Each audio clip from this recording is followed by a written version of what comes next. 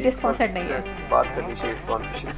First semester में आके तो समझ में ही नहीं आता है कि कॉलेज में इतने सारे assign. Hey guys, I'm Dipali Agarwal and welcome back to my YouTube channel For My Scholars.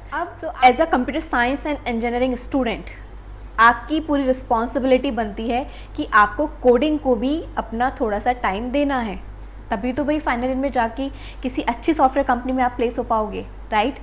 तो अब इन सब चीज़ों के साथ 9 to 5 कॉलेज एंड उसके बाद असाइनमेंट्स और इतनी प्रेजेंटेशंस, इतने सारे कामों के साथ अब कोडिंग को हम कैसे टाइम दें, कैसे उसके लिए अपना स्केड्यूल बनाएं, कैसे उसकी प्रैक्टिस करें, ये सब चीज़ें कैसे पॉसिबल हैं। मेरे जैसे एवरेज स्टूडेंट के लिए तो बहुत मुश्किल है। अब भाई कोई टॉपर है या फिर मान लो कि मैं कहूँगी जिनको कोडिंग का कीड़ा रहता है, राइट, तो उनको तो वो तो टाइम मैनेज कर लेते हैं, बट हम जैसे एवरेज स्टूडेंट के लिए तो बहुत मुश्किल हो जाता है। एंड आई नो गाइज, आप में से बहुत लोग मेरी इस बात से रिलेट कर पा रहे होंगे। मुझे कॉमेंट सेक्शन में ज़रूर बताना कि कौन सी बात से आपने रिलेट किया है। तो आज का जो पॉडकास्ट है वो इसी चीज़ पर है कि कैसे आप कॉलेज लाइफ में, जो आपका कॉलेज टाइम है, आपके असाइनमेंट्स हैं, आपको जितना भी वर्कलोड है कॉलेज से, उन सबके साथ आप अपनी कोडिंग लाइफ को कैसे आपको क्रिएट करना है, कैसे कोडिंग लाइफ के साथ अपनी कॉलेज लाइफ को बैलेंस करना है, कैसे उसके लिए स्केड्यूल बनाना है, कैसे अपने आप को इम्प्रूव करना है, ताकि at the end of your college, at the end of your means program, आप अच्छी कंपनी में प्लेस हो सकें। ठीक है, तो यही चीज़ पर आज हम लोग बात करने वाले हैं। तो आज के जो गेस्ट हैं वो है मिस्टर अनुभव सिंघल, जो कि इस टाइम है 3rd ईयर में, और मैं आपको इनके कुछ अचीवमेंट्स बताती हूँ। मुझे तो याद भी नहीं हुए हैं, इतने सारे अचीवमेंट्स हैं, तो मैं आपको देख के इनके कुछ अचीवमेंट्स बताती हूँ। Codeforces, CodeChef, LeetCode, Kick Start, इन सभी पर ये टॉप रैंकर्स में से हैं। यस, में ऐसा नहीं है सिर्फ और सिर्फ कोडिंग में लगे रहते हैं, ऐसा नहीं है।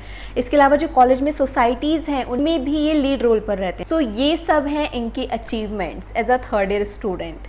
तो इनवाइट करते हैं अनुभव को, जो कि आपको अब खुद से बताएंगे कि कैसे वो कॉलेज लाइफ और ये कोडिंग लाइफ को बैलेंस करते हैं। Hi Anubhav, how are you? Good good. So आप हमें अपनी जर्नी बताना स्टार्ट कीजिए कि आप कहाँ से इंजीनियरिंग कर रहे हैं, कौन सी ईयर में हैं, क्या ब्रांच है। सबसे पहले आप हमें ये सब बताइए। So currently I am pursuing BTech from JSS Academy of Technical Education Noida, और ये मेरा 3rd ईयर 6th सेमेस्टर चल रहा है। अगर कोविड नहीं होता तो ये मेरा फाइनल ईयर होता। सो या 3rd year 6th semester, and मेरी ब्रांच है information technology, IT. Okay, great great. So Anubhav, मैंने जैसे कि आपका लिंक्डइन प्रोफाइल पर दिखा, और मैंने अभी तक अपने सब्सक्राइबर्स को भी मैंने बताया कि आप जो कॉम्पिटिटिव प्रोग्रामिंग है उसमें टॉप रैंकर्स में से, मीन 5 स्टार कोडर हैं आप, राइट। सो उसकी जर्नी हमें बताइए कि आपने कब से, अपने 1st ईयर से 2nd ईयर से कब से आपने कॉम्पिटिटिव प्रोग्रामिंग को स्टार्ट किया? कोड शेफ पे तो हम 1st सेमेस्टर से ही थे। आई मीन जब कॉलेज में आए तो कुछ सीनियर्स हमको कोड शेफ के बारे में बताए। सो हम कोड शेफ पे ऐसे बस चले गए थे, बिकॉज मेरा बैकग्राउंड C++ से था, बिकॉज 11th 12th में हम कंप्यूटर साइंस से थे। ओके, बट यार पूरे 1st सेमेस्टर 2nd सेमेस्टर हम कॉम्पिटिटिव प्रोग्रामिंग करते थे, हमको भी नहीं पता था। हम बस कोड शेफ पे कभी कभार महीने में 1-2 बार चले जाते थे, मेरा ऐसा रूटीन रहता था। But from 2nd year I got little serious with this competitive programming and all, और 2nd ईयर के एंड आते आते ये पैंडेमिक आ गया फ्रॉम मार्च 2020। उस समय like I got completely focused on competitive programming.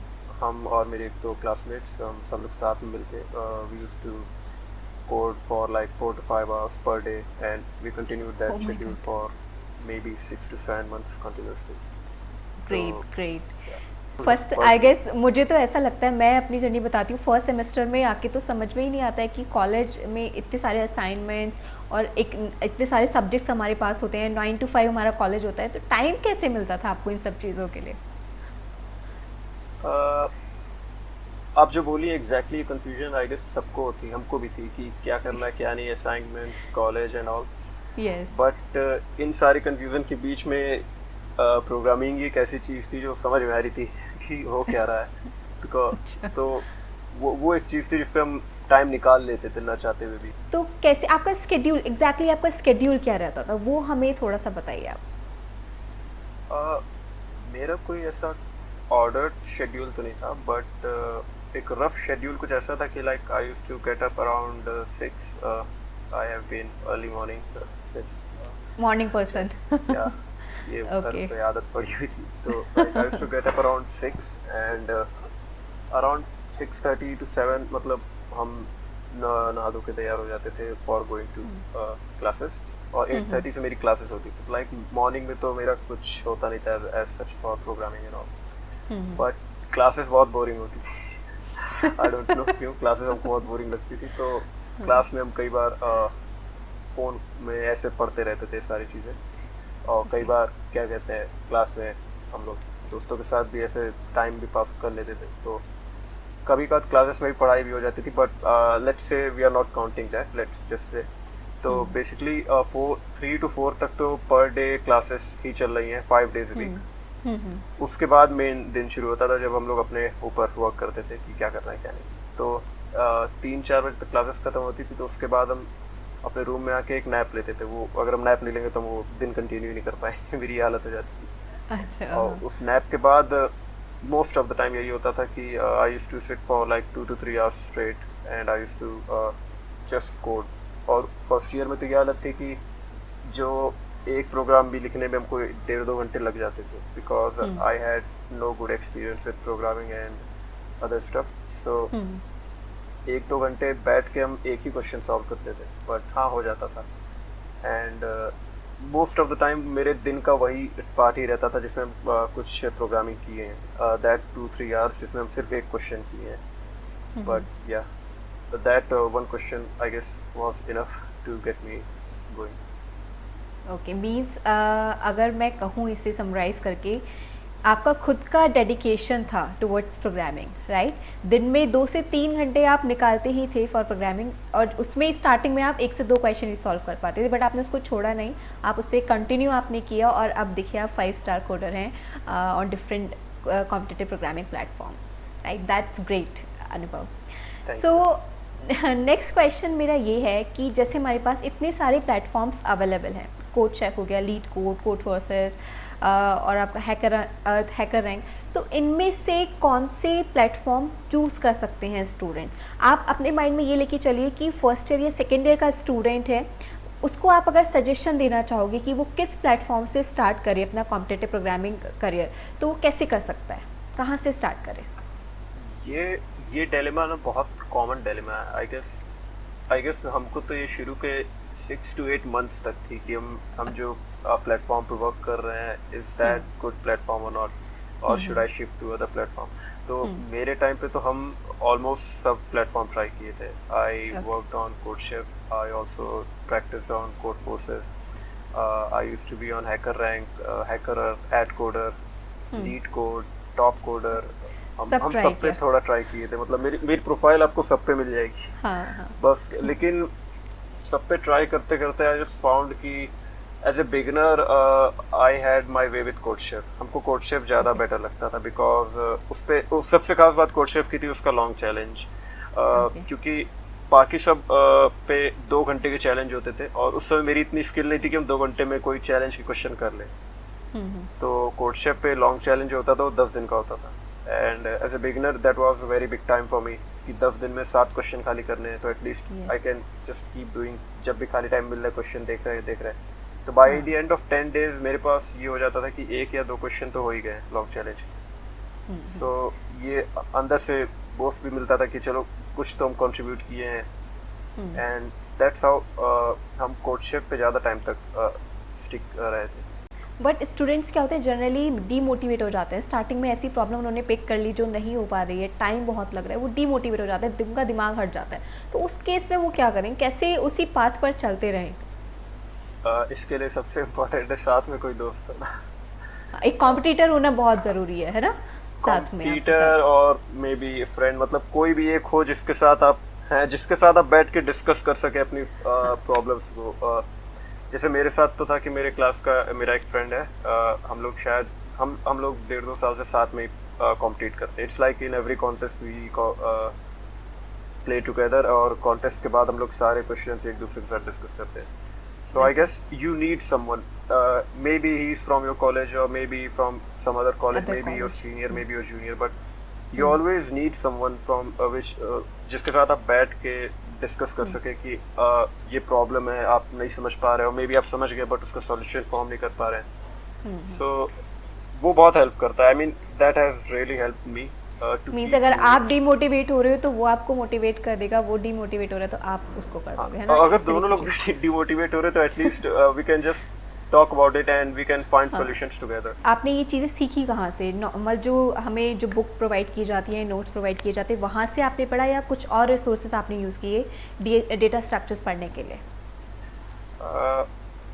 हम बहुत सारे रिसोर्सेज ट्राई किए थे एक्चुअली, बट हाँ, हर रिसोर्स का अपना अपना मीनिंग है. Like if you read academic books then they are very much focused on theoretical knowledge कि वो कैसे वर्क कर रहा है and what are other things we can do about it and how it was made and all.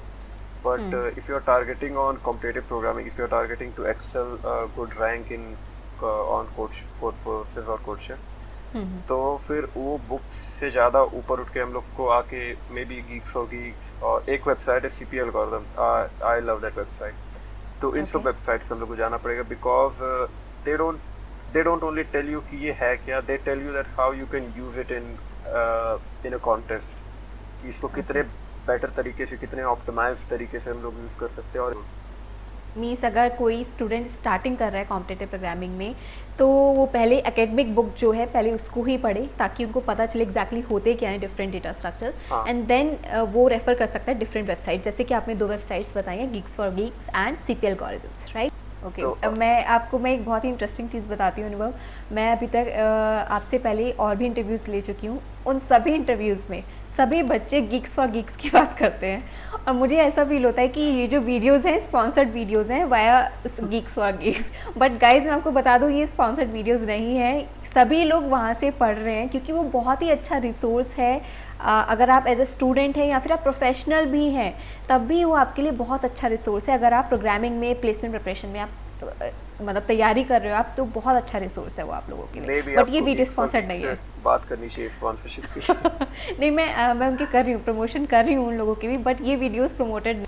So eight the and अनुभव, एक suggestion जो आप स्टूडेंट्स को देना चाहते हैं जो अभी फर्स्ट ईयर में या सेकेंड ईयर में स्टूडेंट्स हैं, कॉम्पिटिटिव प्रोग्रामिंग में आना चाहते हैं और बट बैलेंस नहीं कर पा रहे हैं अपनी कॉलेज लाइफ और कोडिंग लाइफ को, तो उनके लिए आप क्या उनको सजेशन दोगे? I think priority. I think that's the only thing I can say. You have to prioritize.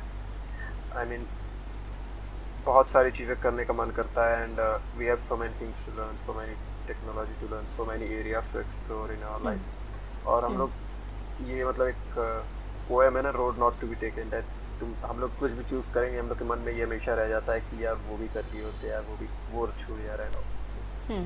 I guess you only thing you have to think about is your priority. You have to prioritize right now at this moment what you want in your life. Yeah, that's such a valuable advice, Anubhav. So thank you so much, Anubhav. It was such a great session with you. आपने अपने experience share किया. Third year में हो आप सिर्फ अभी और इतने सारे अचीवमेंट्स हैं आपके. That's very great and all the best to you.